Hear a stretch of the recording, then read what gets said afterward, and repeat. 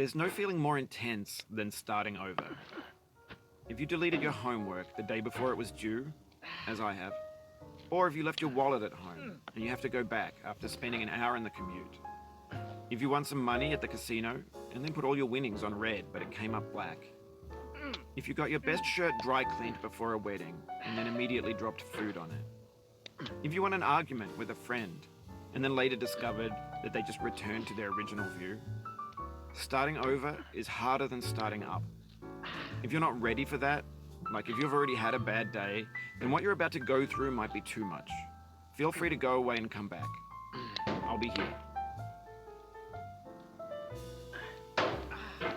Alright, thanks for coming with me on this trip. I'll understand if you have to take a break at any point.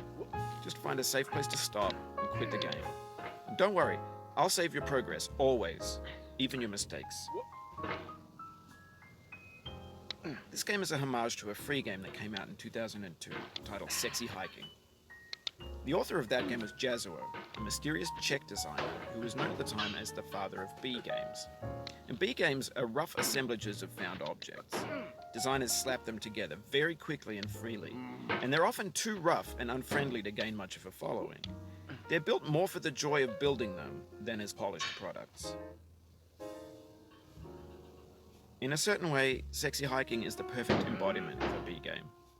It's built almost entirely out of found and recycled parts, and it's one of the most unusual and unfriendly games of its time. In it, your task is simply to drag yourself up a mountain with a hammer.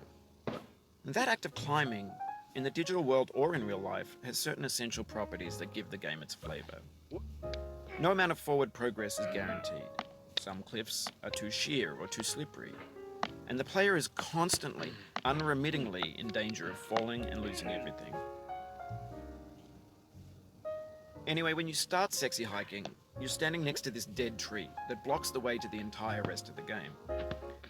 It might take you an hour to get over that tree, and a lot of people never got past it.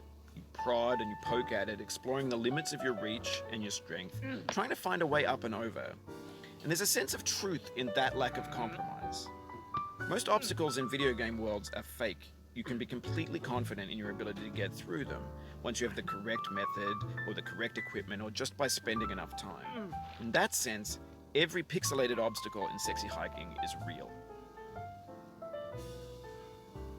The obstacles in Sexy Hiking are unyielding, and that makes the game uniquely frustrating. But I'm not sure R.K.O intended to make a frustrating game. The frustration is just essential to the act of climbing, and it's authentic to the process of building a game about climbing. A funny thing happened to me as I was building this mountain. I'd have an idea for a new obstacle, and I'd build it, test it, and it would usually turn out to be unreasonably hard. But I couldn't bring myself to make it easier. It already felt like my inability to get past the new obstacle was my fault, as a player rather than as a builder. Imaginary mountains build themselves from our efforts to climb them, and it's our repeated attempts to reach the summit that turns those mountains into something real. When you're building a video game world, you're building with ideas, and that can be like working with quickset cement. You mold your ideas into a certain shape that can be played with, and in the process of playing with them, they begin to harden and set until they're immutable, like rock.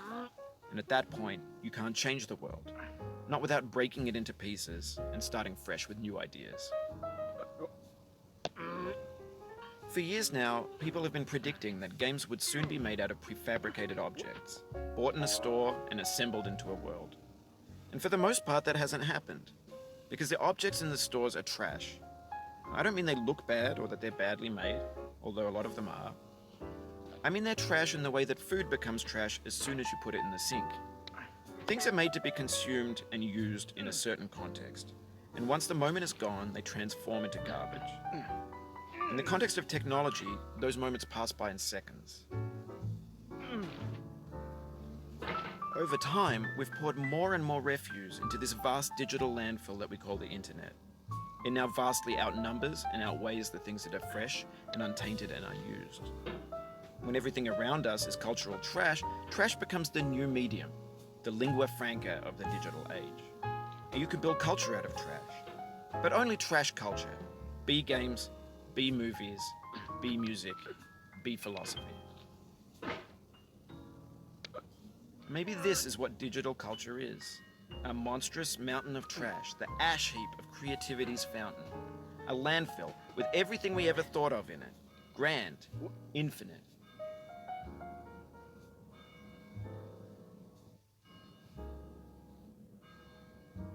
And unsorted. There's 3D models of breakfast, Gen X's fanfic novels, scan magazines, green screen Shia LaBeouf, banned snuff scenes on LiveLeak. Facebook's got lifelike bots with unbranded adverts and candid shots of Kanye and Taylor Swift mashups, car crash epic failed GIFs, Russian dashcam vids, discussions of McRibs, discarded, forgotten, unrecycled, muddled, rotten, untitled. Everything's fresh for about 6 seconds, until some newer thing beckons, and we hit refresh. And there's years of persevering, disappearing into the pile, out of style, out of sight. In this context, it's tempting to make friendly content that's gentle, that lets you churn through it but not earn it. Why make something demanding if it just gets piled up in the landfill, filed in with the bland things? When games were new, they wanted a lot from you. Daunting you, taunting you, resetting and delaying you. Players played stoically.